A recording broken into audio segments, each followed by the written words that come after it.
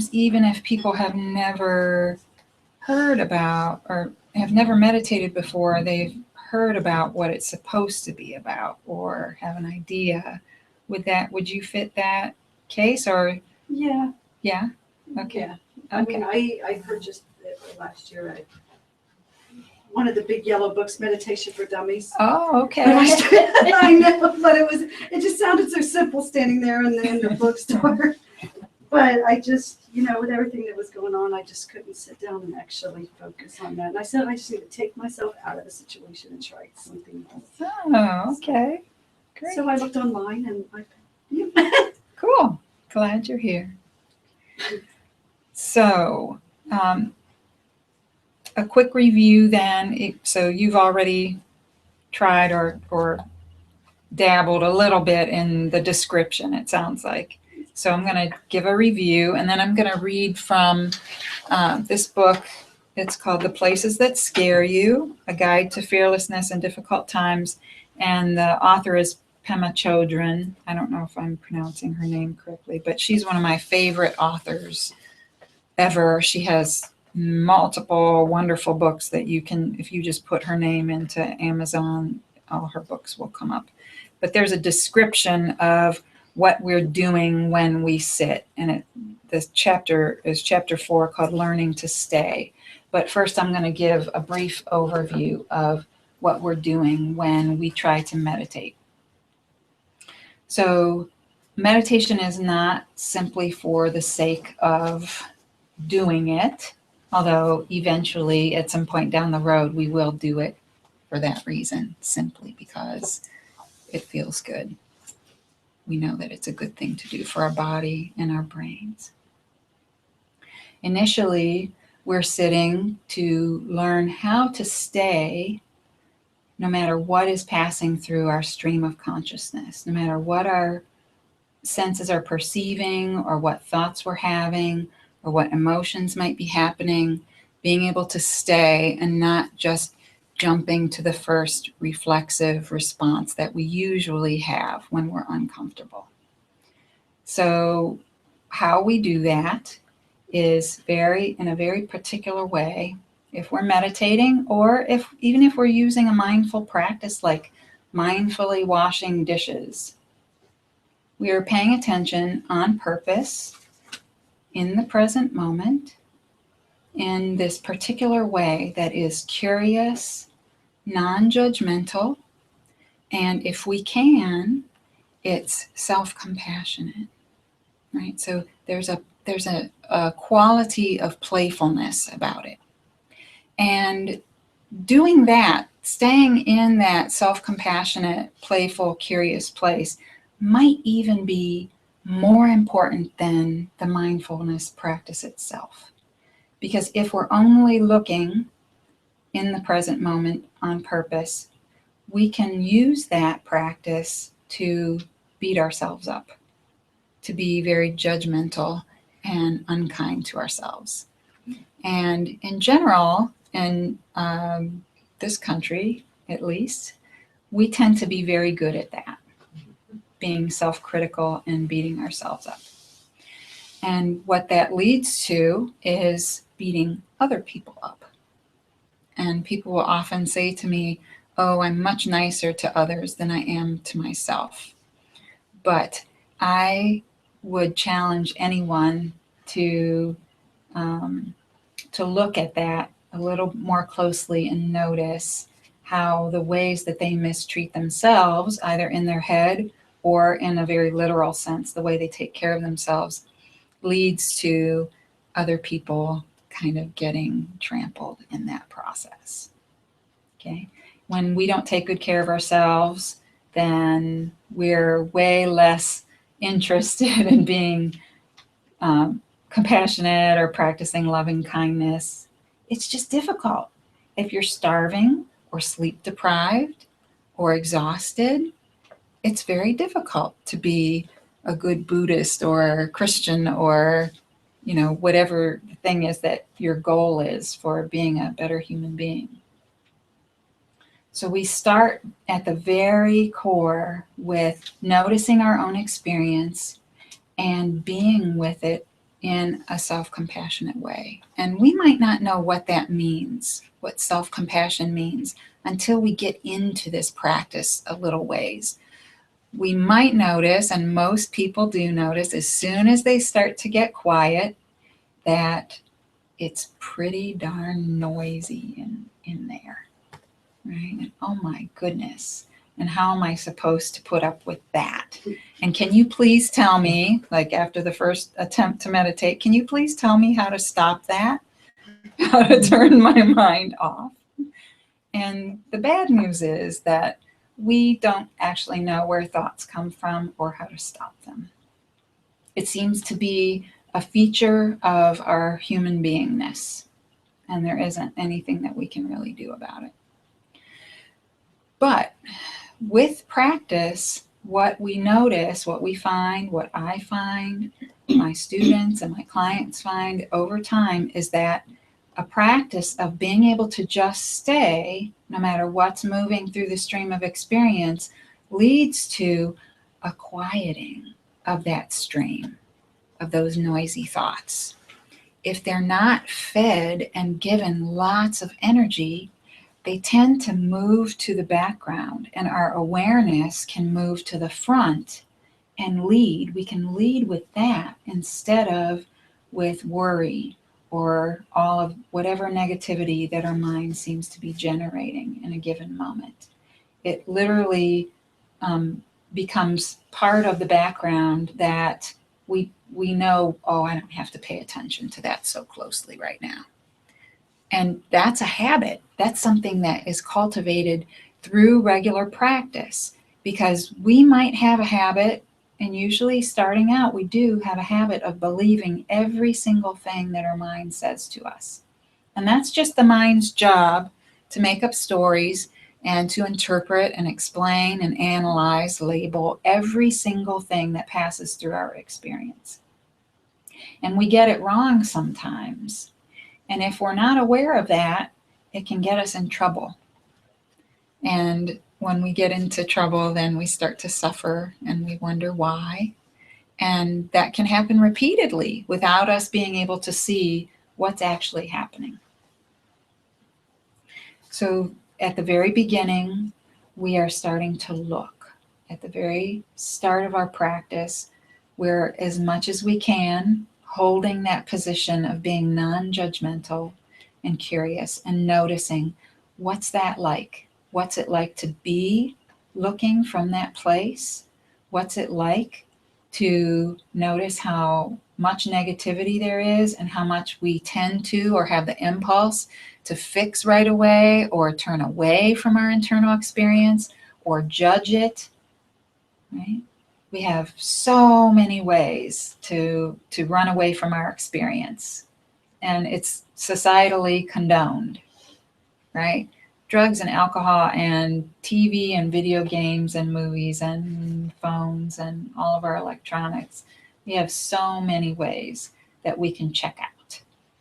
And so we're in this practice, we're checking in and really noticing what's happening. So that still, though, is not the end goal of our meditation practice. The goal is really being able to sit, or to stay, rather. That's the name of this chapter, learning to stay. Learning to stay with our experience no matter what's going on. Because if you think about it, that's really what freedom is about. When we're looking for relief, when we're looking for peace, we're looking for stress reduction, that's the place where we notice that we don't actually have to do anything. We can wait and see what the wise response might be. And sometimes the wise response is no response. But we tap into a place where we decide from something other than fear, other than aversion. And so our practice can take us to a place where we don't actually have to run from anything. We don't have to have the glass of wine to take the edge off when we get home. We don't have to drink in social situations or run lots of miles to get rid of the work stress. We can more easily respond to all of our own internal signals to take care of ourselves and do it in healthier ways. And I think, the goal most people come to or investigate or become curious about meditation practice because something is uncomfortable. Right? And I give this description at the beginning because there might be a noticing of even more discomfort initially, right? Before the place of less discomfort comes. There can be a reflexive, the nervous system responds to self-acceptance.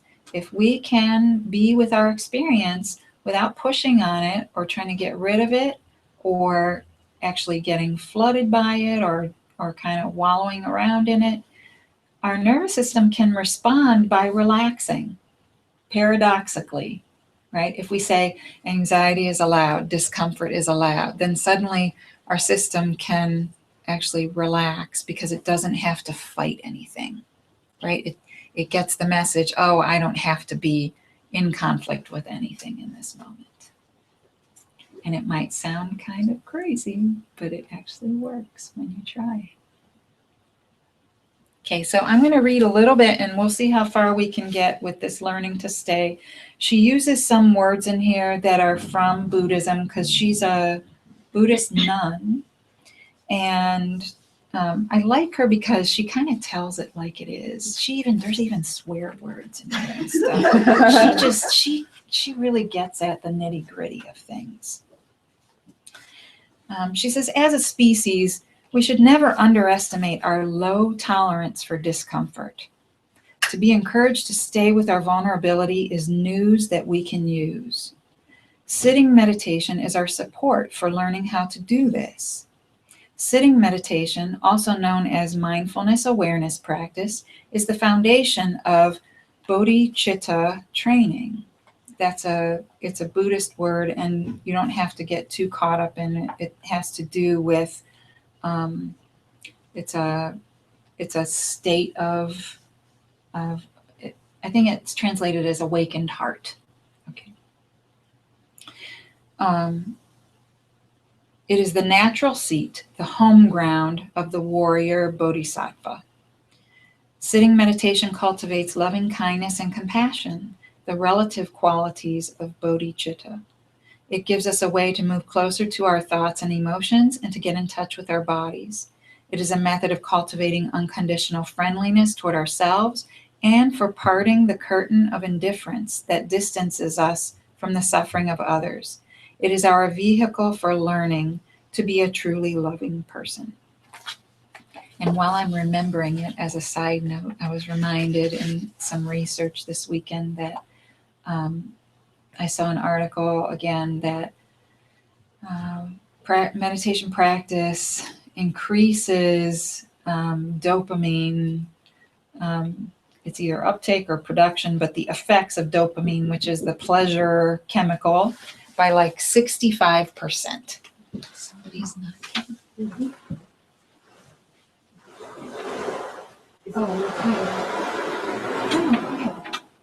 Can you put the chair right there? I can. Okay. I'm not sorry. You're fine. Just got done with the job. That's okay.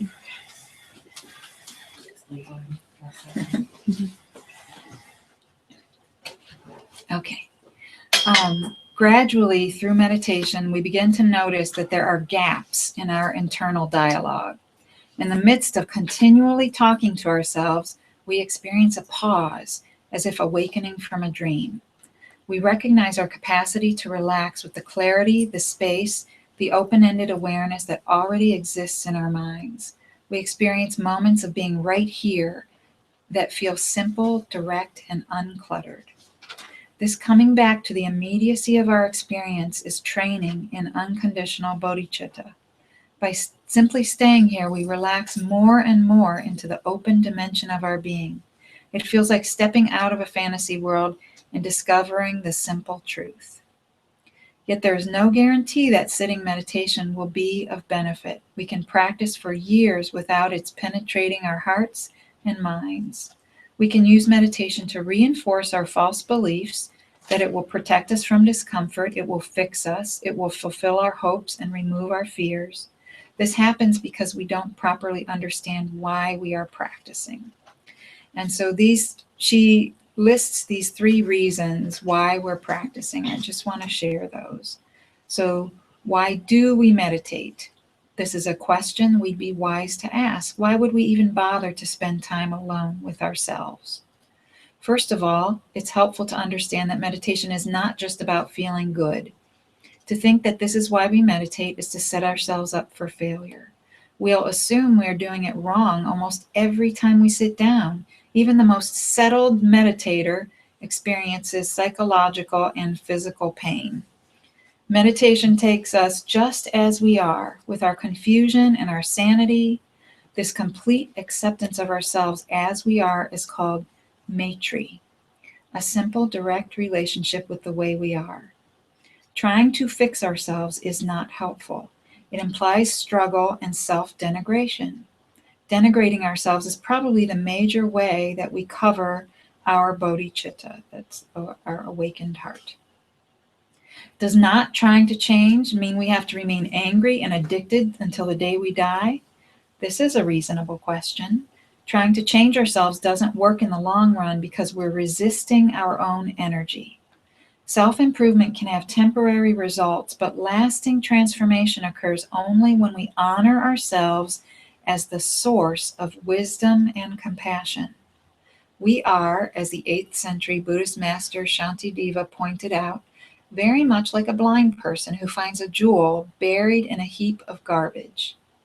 Right here in what we'd like to throw away, in what we find repulsive and frightening, we discover the warmth and clarity of bodhicitta. It is only when we begin to relax with ourselves that meditation becomes a transformative process. Only when we relate with ourselves without moralizing, without harshness, without deception, can we let go of harmful patterns. Without Maitri, renunciation of old habits becomes abusive. This is an important point. And she's making the point that I was trying to talk about initially, that we can use meditation and mindfulness practices to sort of make a list of all of our bad points and to notice how awful we are, instead of using it to notice our human condition, right? This shared condition that we all participate in, the experience of being a human being.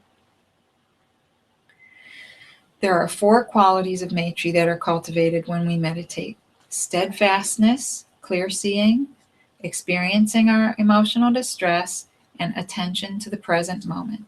These qualities not only apply to sitting meditation, but are essential to all of the awakened heart practices and for relating with difficult situations in our daily lives.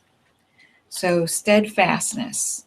When we practice meditation, we are strengthening our ability to be steadfast with ourselves. No matter what comes up, aching bones, boredom, falling asleep, or the wildest thoughts and emotions, we develop a loyalty to our experience. Although plenty of meditators consider it, we don't run screaming out of the room. Instead, we acknowledge that impulse as thinking without labeling it right or wrong. This is no small task. Never underestimate our inclination to bolt when we hurt. We're encouraged to meditate every day, even for a short time, in order to cultivate this steadfastness with ourselves. We sit under all kinds of circumstances, whether we're feeling healthy or sick, whether we're in a good mood or depressed, whether we feel our meditation is going well or is completely falling apart. As we continue to sit, we see that meditation isn't about getting it right or attaining some ideal state. It's about being able to stay present with ourselves. It becomes increasingly clear that we won't be free of self-destructive patterns unless we develop a compassionate understanding of what they are. One aspect of steadfastness is simply being in your body. Because meditation emphasizes working with your mind, it's easy to forget that you even have a body. When you sit down, it's important to relax into your body and to get in touch with what is going on. Starting with the top of your head, you can spend a few minutes bringing awareness to every part of your body, and we'll do that in the guided meditation this evening. When you come to places that are hurting or tense, you can breathe in and out 3 or 4 times, keeping your awareness on that area. When you get to the soles of your feet, you can stop, or if you feel like it, you can repeat this body sweep by going from bottom to top. Then at any time during the meditation period, you can quickly tune back into the overall sense of being in your body. For a moment, you can bring your awareness directly back to being right here. You are sitting. There are sounds, smells, sights, aches. You are breathing in and out. You can reconnect with your body like this when it occurs to you, maybe once or twice during a sitting session. Then return to the technique. In meditation, we discover our inherent restlessness. Sometimes we get up and leave. Sometimes we sit there, but our bodies wiggle and squirm and our minds go far away. This can be so uncomfortable that we feel it's impossible to stay. Yet this feeling can teach us not just about ourselves, but also what it is to be human. All of us derive security and comfort from the imaginary world of memories and fantasies and plans. We really don't want to stay with the nakedness of our present experience. It goes against the grain to stay present. These are the times when only gentleness and a sense of humor can give us the strength to settle down. The pith instruction is stay, stay, just stay. Learning to stay with ourselves in meditation is like training a dog. If we train a dog by beating it, we'll end up with an obedient but very inflexible and rather terrified dog. The dog may obey when we say stay, come, roll over, and sit up, but he will also be neurotic and confused. By contrast, training with kindness results in someone who is flexible and confident, who doesn't become upset when situations are unpredictable and insecure. So whenever we wander off, we gently encourage ourselves to stay and settle down. Are we experiencing restlessness? Stay. Discursive mind? Stay. Are fear and loathing out of control? Stay. Aching knees and throbbing back? Stay. What's for lunch? Stay. What am I doing here? Stay. I can't stand this another minute. Stay. That is how to cultivate steadfastness. Clear seeing. After we've been meditating for a while, it's common to feel we are regressing rather than waking up. Somebody will say, until I started meditating, I was quite settled. Now it feels like I'm always restless. I never used to feel anger. Now it comes up all the time. We might complain that meditation is ruining our life, but in fact, such experiences are a sign that we're starting to see more clearly. Through the process of practicing the technique day in and day out, year after year, we begin to be very honest with ourselves. Clear seeing is another way of saying that we have less self-deception. The poet Jack Kerouac, feeling primed for a spiritual breakthrough, wrote to a friend before he retreated into the wilderness. If I don't get a vision on Desolation Peak, then my name ain't William Blake. But later he wrote that he found it hard to face the naked truth. I thought in June when I get to the top and everybody leaves, I'll come face to face with God or Buddha and find out once and for all what is the meaning of all this existence and suffering. But instead, I'd come face to face with myself. No liquor, no drugs, no chance of faking it, but face to face with old, hateful me. Meditation requires patience and maitri. If this process of clear seeing isn't based on self-compassion, it will become a process of self-aggression. We need self-compassion to stabilize our minds. We need it to work with our emotions. We need it in order to stay. So she goes on, but I want to have a little bit of time before we switch to our practice. And maybe we'll finish that part next time.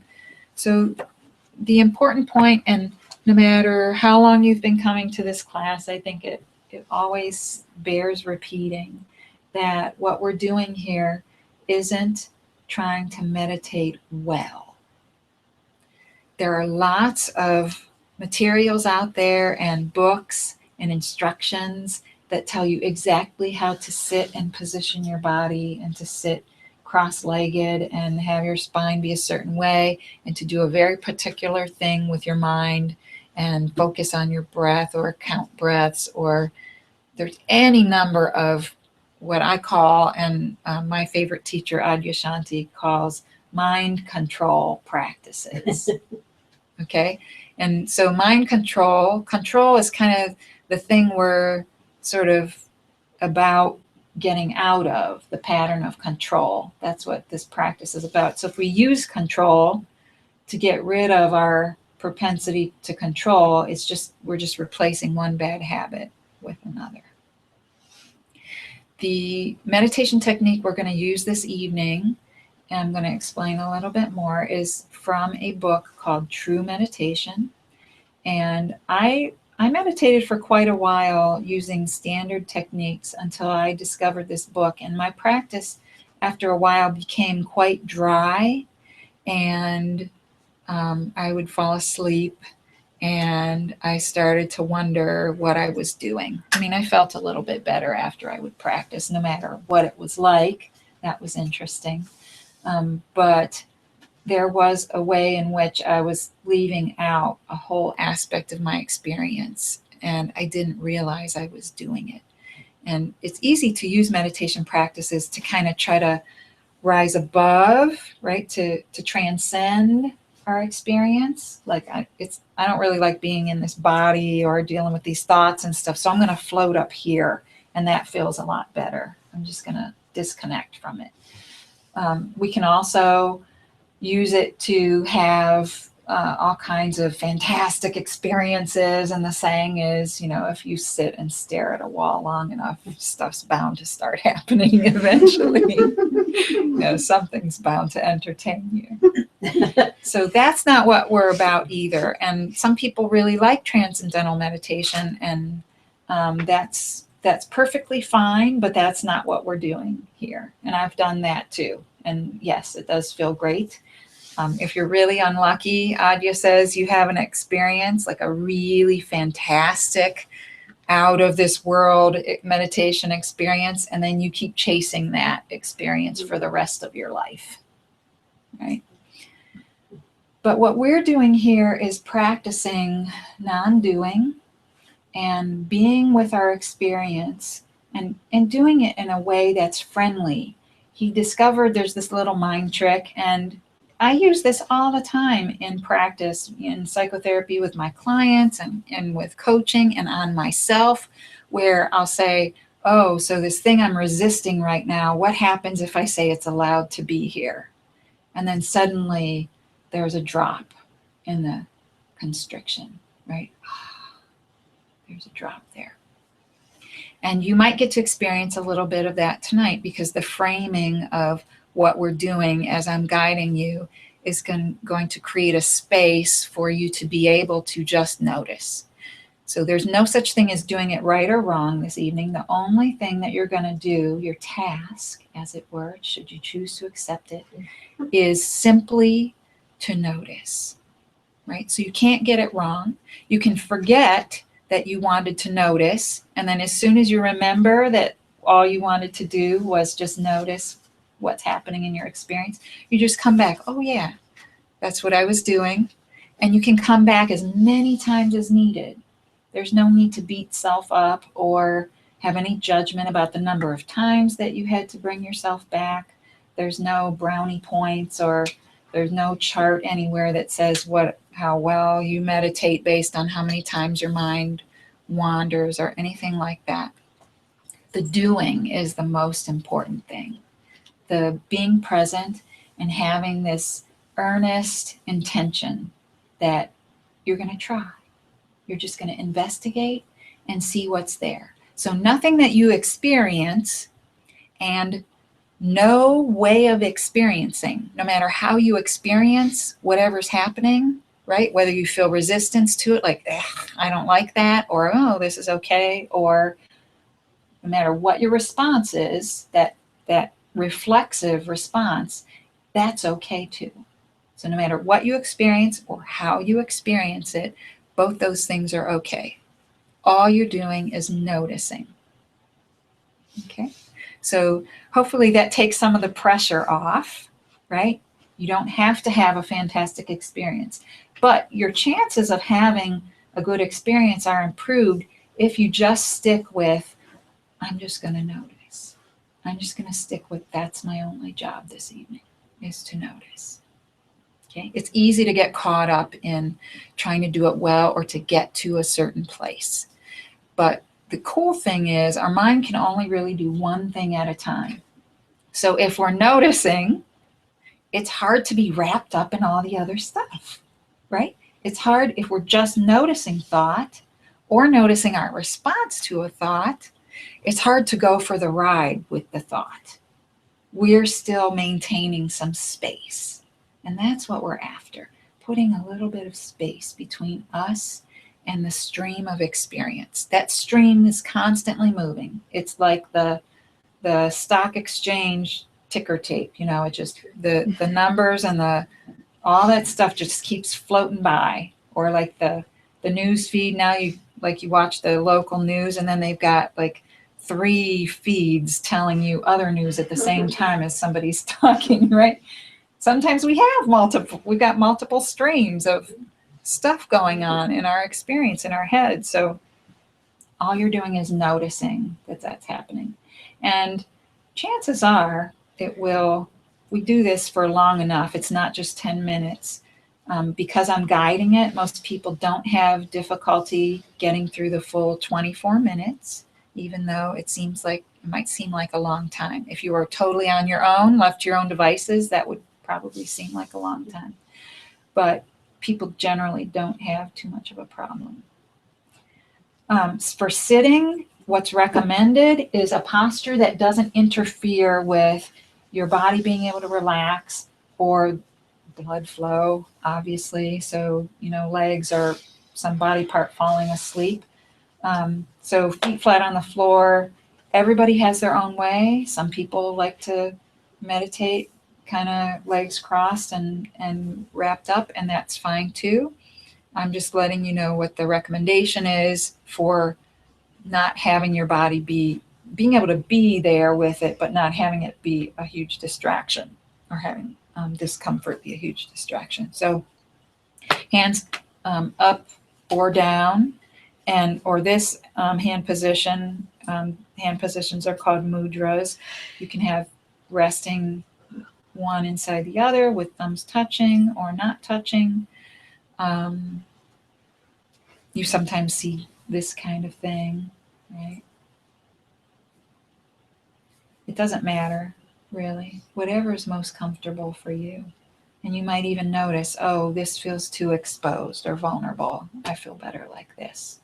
This is a really good simple pose. It's better not to rest your head on anything if you can help it, at least when you're starting out. Even I fall asleep if I rest my head on something. If you are sleep deprived, you probably will wrestle with sleepiness. I always recommend that if you can be curious about sleepiness, that's the best. Like, can you be curious about what is the sensation of sleepiness and how long can you stay with it before you start to doze? And sometimes you can ride it and come back and be like, oh, where'd it go? It's not there anymore, right? And as for any kind of discomfort, so admittedly, there's some old school Buddhist stuff going on here, right? No matter what's happening, sit with it. Okay.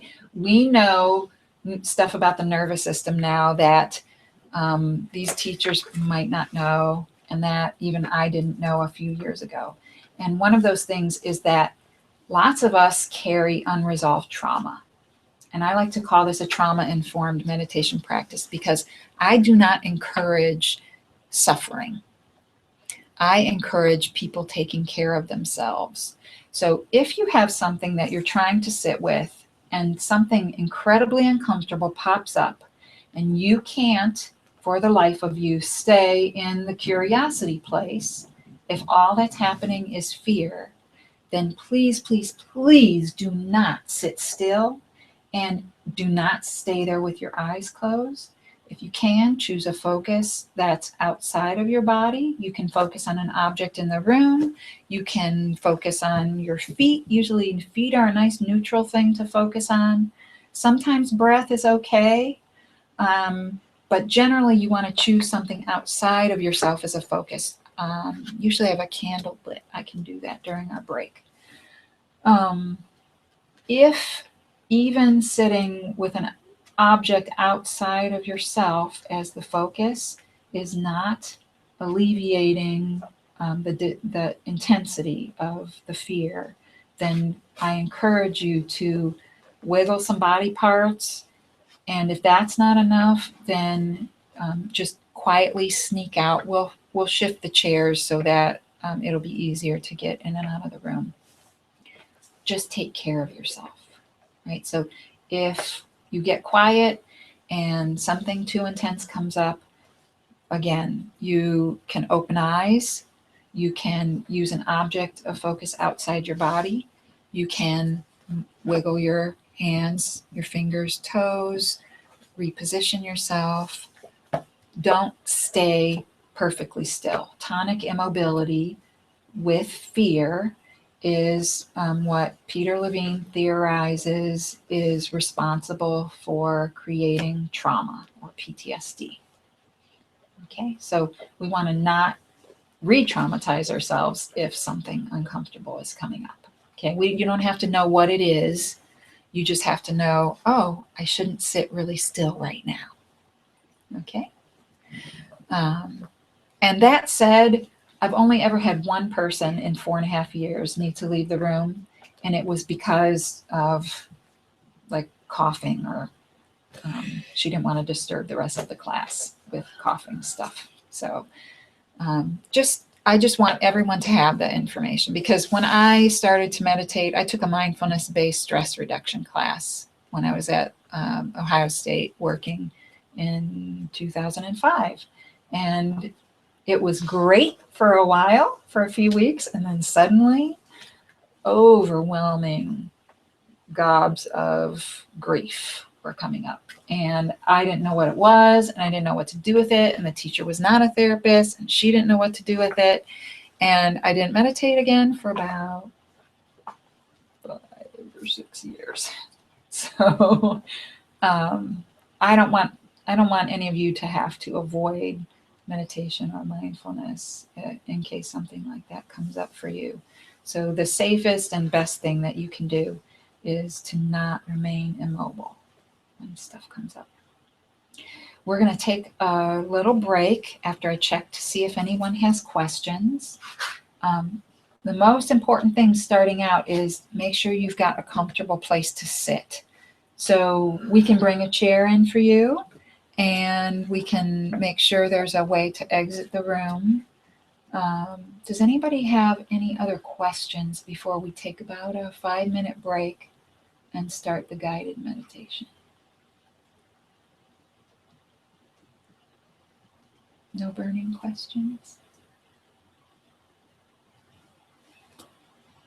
Yeah. All earnest questions are honored here. This is a very safe place. I just want everyone to know that everyone who attends here is very respectful, and everyone here is like-minded, searching and practicing and wondering, right? Questioning. And so that's what this space is meant for. All of those things: practicing, questioning, and sharing this like-minded pursuit. Okay. So 5 minutes. There's a restroom over here. There's water and iced berry zinger tea in the hallway. Oh no, the noises over here.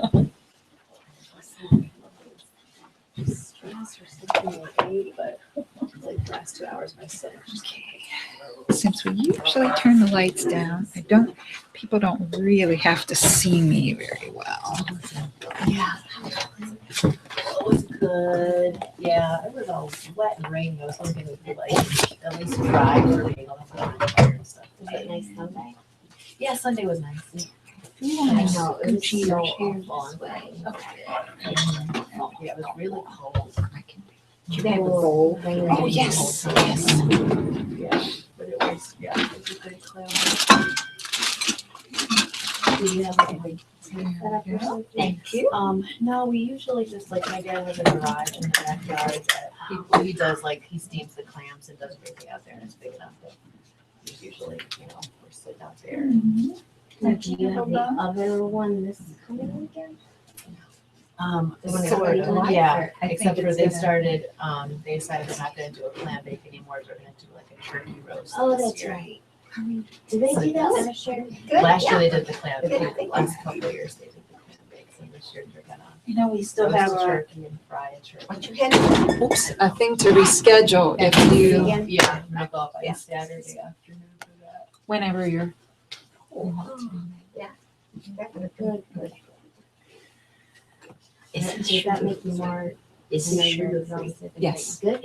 No Yeah, sugar there at all. is that It's more just that like wild like berry ginger. I zinger probably like if it wasn't with ice like cubes. godparents and then It's good. like really wanted Cool. to see me go up, It kind of I probably would skip. on tickles that. your mouth. Yeah. But it's not the whole entire weekend. Do you get to see Little Man? Is that your nephew? Oh, my little godson. Yeah. No, it's a different side of the Okay. family, but they're coming up for Thanksgiving. Oh, Did you have a nice birthday? She was good. good. Should do that. Did you I wanna continue say- meditation? or I did anything Hayden. like that? Hayden. Found on YouTube. Yeah, I did too. So doing your quickest ones and. Uh-huh, the older ones. Uh-huh. Yeah, before I joined. Let me, Okay, it was all cheeks. If you think it will. So that was Nothing lovely. like toddler rolls. I think she said she wanted a chair, right? Yeah, she shook her head in an affirmation. But you don't want the door blocked, right? So, Right, you can scoot over a little, cause so should I like get a little chair? I did take a trip. data in school districts. I took a trip something to do to, with school. I don't know why I knew that, but I. thank goodness, I just got back before the rain. So is school Starting and. Did you go to the beach while you were? Is this okay? We're too far All right. away. Oh, Yeah. Perfect. Great group of people and. the weather was just getting nasty No, just last just- week. They're It one was of our cloudy, clients. and, Okay. you know, not the typical Overall, our September company kind of weather. But now, services to it's help save. awful. They said there is no beach. Okay. around. Kind of a There's consortium type. Wow. Oh, that's same purchasing. There's no beach at Myrtle Okay. Beach. Internet. Pardon? You just say there's no beach at Myrtle Beach? software. Uh-huh. Oh, it showed pictures on TV where the water was right up to the hotel entrances. There was no beach. Never at home. They've had I so knew much. somebody was supposed to go there this week. I don't know if they want. And they're pretty much in deep trouble, isn't there? South Carolina more than North. But, Well, where's Myrtle Beach? Is in North Carolina, isn't it? Teacher conference. yeah, Myrtle Beach is like half It's in both So states? soon. half in south and half in north. Is it? Oh, it is? No, no, they call that North Virginia Beach, and you go up to North Carolina. Yeah. Oh, I don't know. Conferences were held. I just knew I saw Charleston was underwater. That's all I care about. But then I'm again. gonna reach behind you. Architecture. And my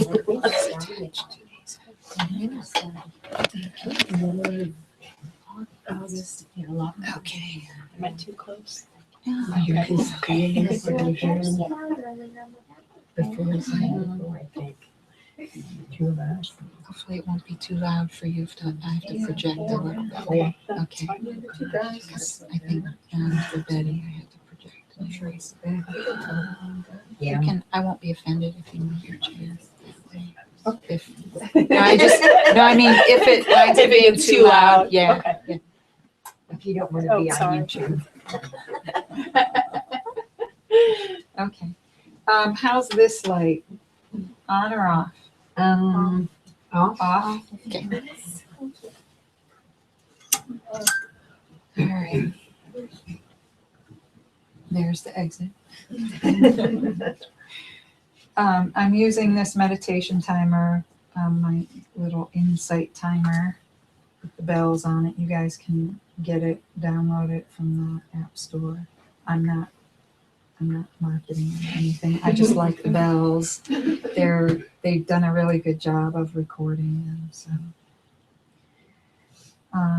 we're not doing 30. We're doing 24. And feel free to contact me afterward. It doesn't have to be right at the end of class. It can also be, you can email me or call me if you have questions about anything that happened here today or that you experienced or about practice in general. I'm happy to answer anything. Okay. So the timer it'll be 1 bell to start and then 3 to end. We're going to have a body scan guided and then do a little bit of attention to the breath, and then we'll move into the allow everything to be as it is.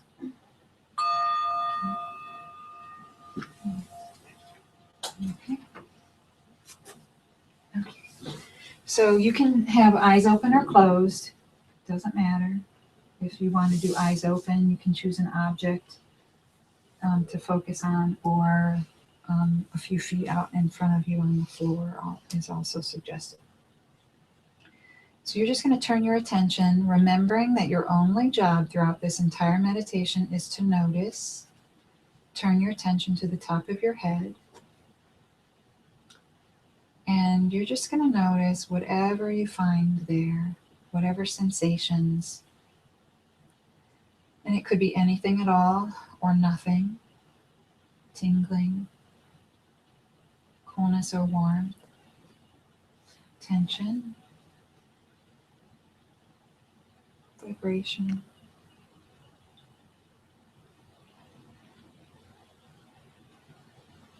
As best you can, being friendly with whatever you find there. Not holding on too tightly to it, or not too loosely either. And then let your attention drift down and begin to notice your face and whatever sensations you find there. There might be tension in those areas. We tend to carry tension around the eyes or the mouth.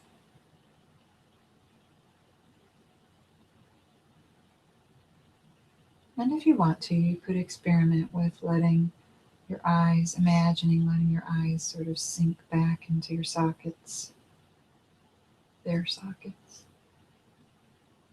and letting your tongue go completely limp in the bottom of your mouth. Noticing what those things do to the muscles in your face. Even muscles in your neck and jaw.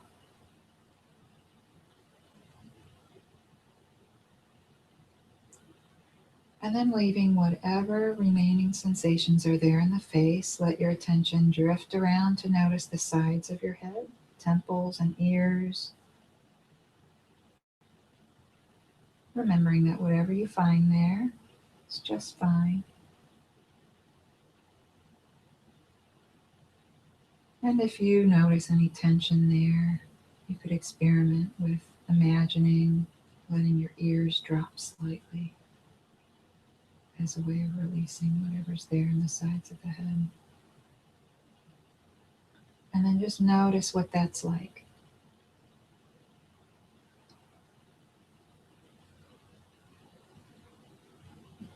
And perhaps there's a little bit of relaxation.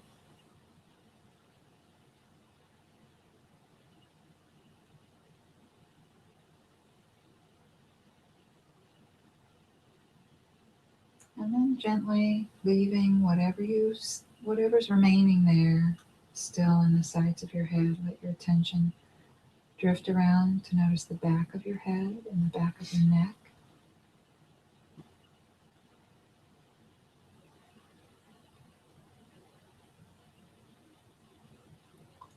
And seeing if you can be friendly with whatever's there.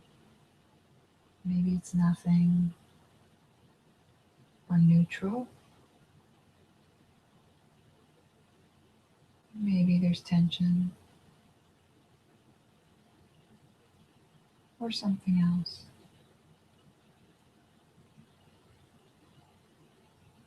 And if there's discomfort, you can make a request for some relaxation in those areas. It's difficult to voluntarily relax the back of the head and neck. So just noticing what's there, making a simple request, and then open to see what happens.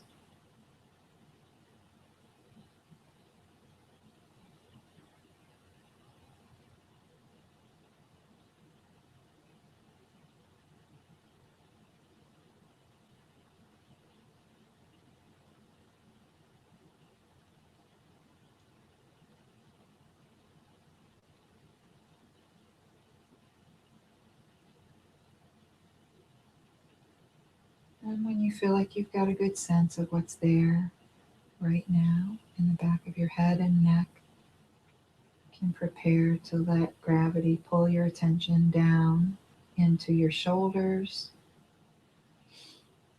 and slowly all the way toward your fingertips, pausing at each joint as you go.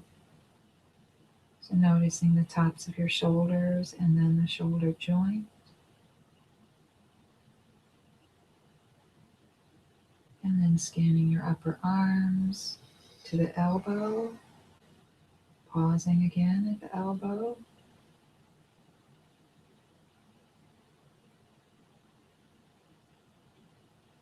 Scanning forearms and pausing at your wrists.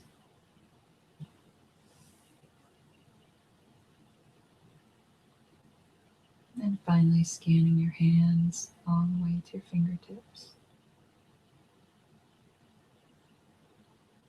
And you're just noticing what's there. There might be relaxation or restlessness, coolness or warmth, tingling, tiredness, tension, achiness. Seeing if you can remember to just notice what's there in as friendly a way as possible.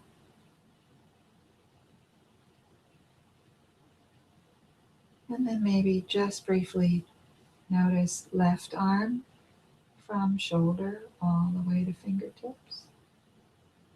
And then right arm from shoulder all the way to fingertips. And then see if you can feel both arms together at the same time.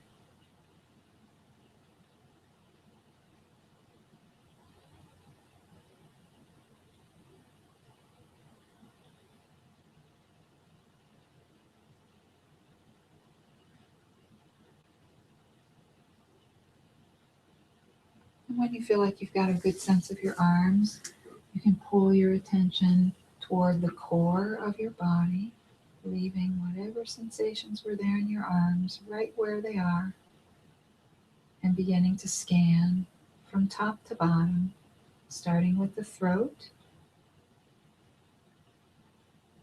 and then noticing your chest,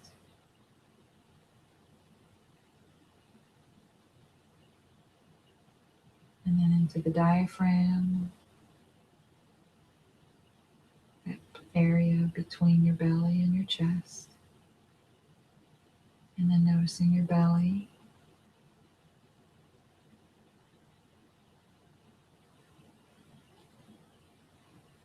and then letting your attention drop all the way into your hips and into your seat, and noticing how you're planted in the chair, how you make contact with the chair.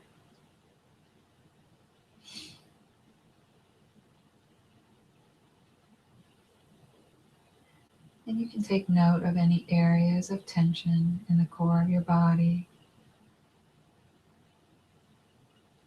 See if you could imagine a loosening in your throat, that's tight there, or an opening in the heart area, like a loosening of that armor that we carry throughout the day. Can you allow your belly to soften? Can you just release it and let it be naturally as you sit in the chair? And then noticing what that's like, releasing the armor from the front of your body. And noticing if you can't release it, if it won't let go, can you allow it to just be there as it is? Being friendly, not judging it for being there.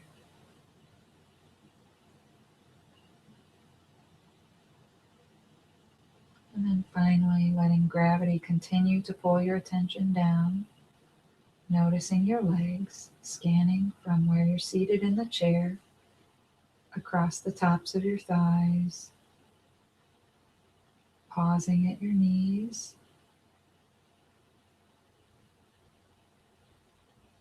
and then scanning down your shins and calves, pausing at your ankles,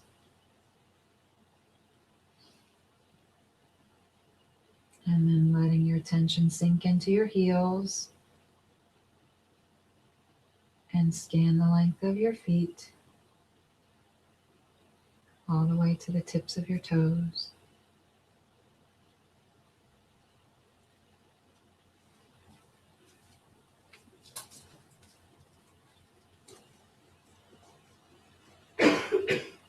And just noticing whatever you find there,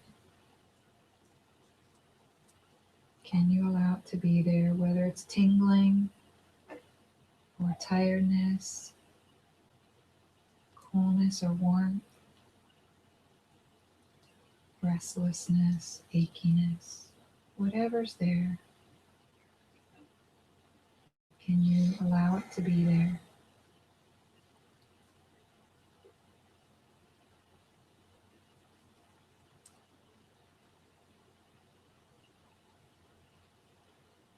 And then for a moment, see if you can notice your entire left leg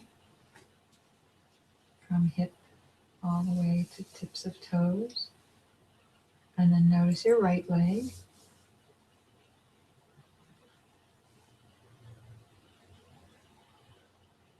And then see if you can feel both legs simultaneously from your seat in the chair all the way to the tips of your toes.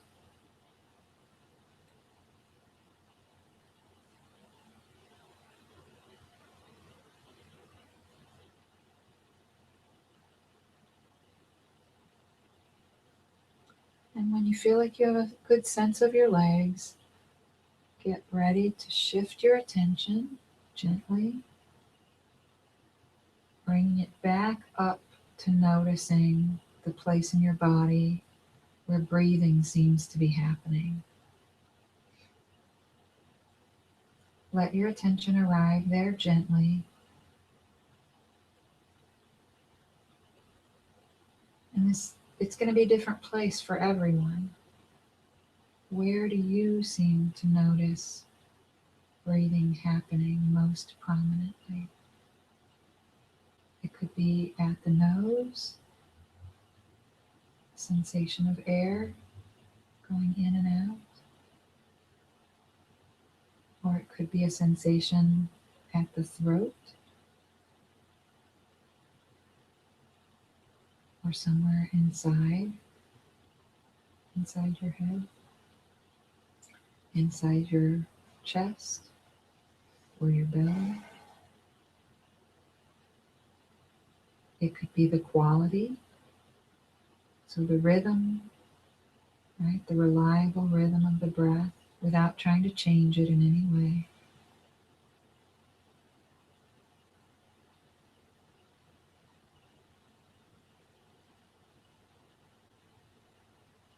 And you could experiment, if you like, for a moment with finding the pause at the end of your out breath. there's a pause before you begin to take in the next breath.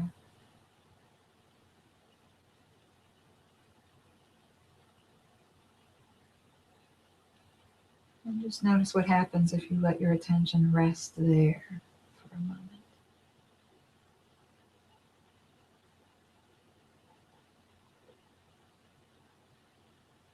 And can you do that without manipulating your breath in any way?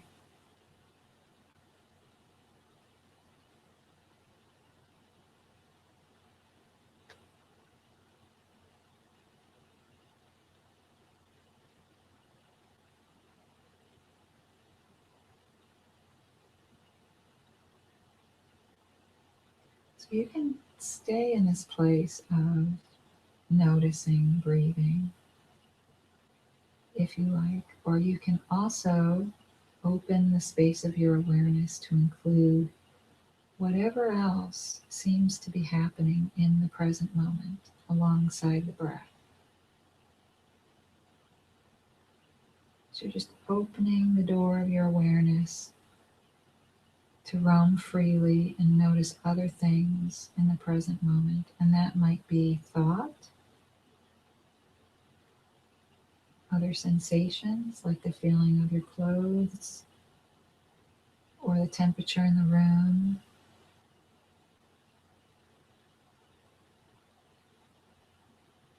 Smells in the room, feeling of feet making contact with the ground, feeling of the places you make contact with the chair.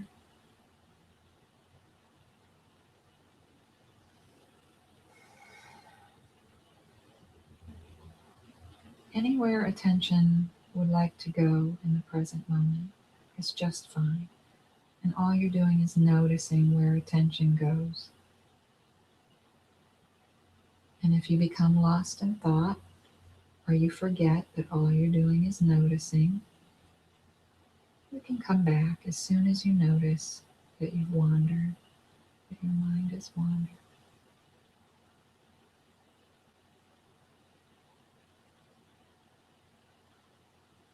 You might notice sounds in the room,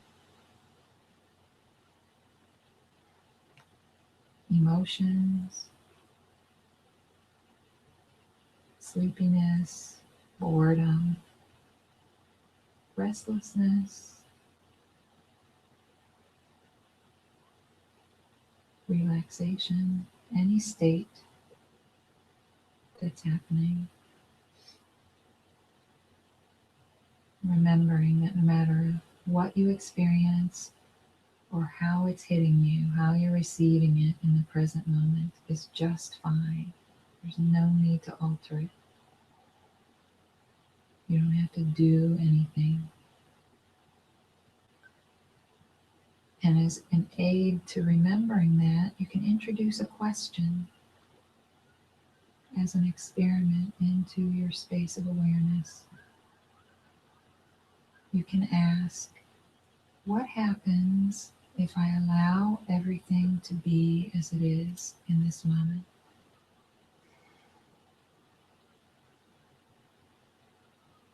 What's the experience of that?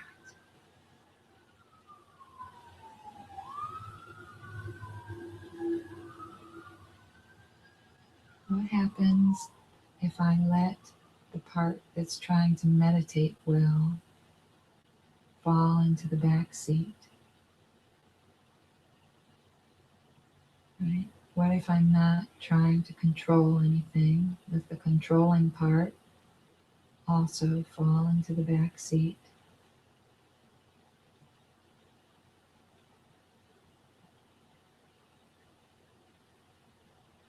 What would it be like if I was not in opposition to anything in this moment? What's it like to be without struggle, not trying to achieve anything? Just noticing.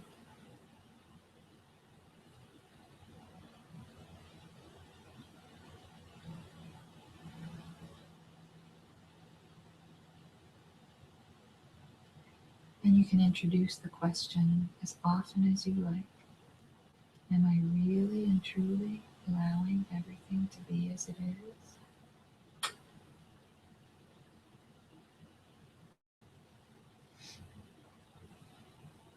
Or simply repeating the question, what happens? What's it like if I allow everything in this moment to be exactly as it is? There's no need to change any of it.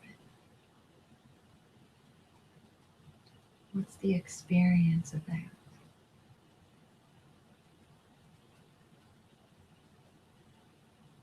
And it's just an experiment.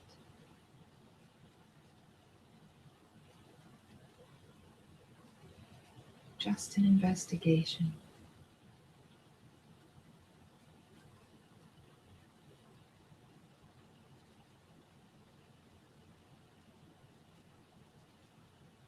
A way to find out in this safe space that you've set aside for this experiment, what happens if you just stay?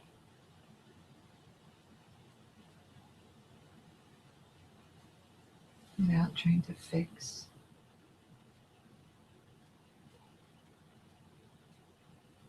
without efforting, striving.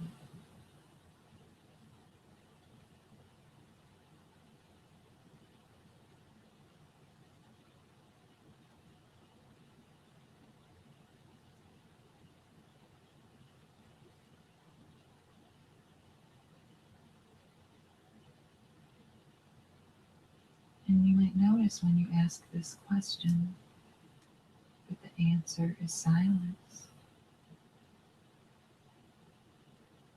or a feeling of spaciousness, openness.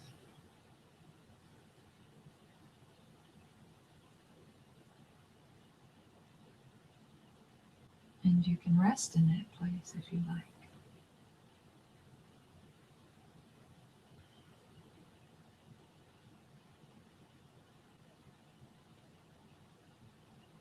And even if you find you're only able to rest there for a few moments, you can introduce the question again. Express the curiosity.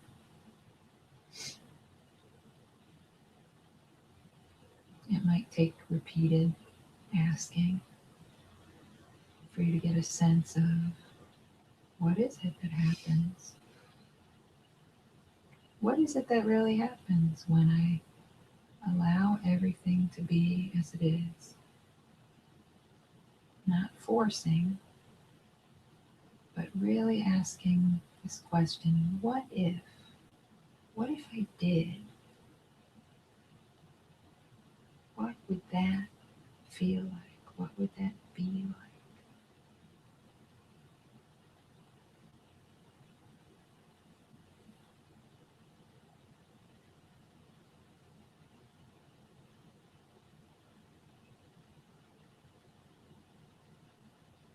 And you can notice that place of relaxation. And if it feels too relaxed, you can always lean forward slightly in your seat in order to stay more present.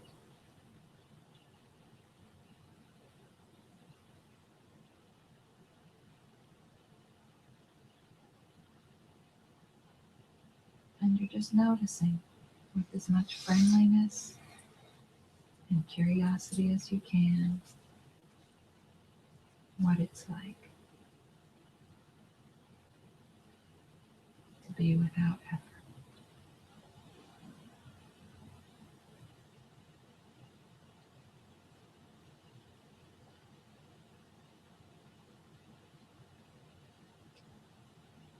And as you feel ready, as we reach the end of this meditation, you can start to send some movement to your fingers and toes.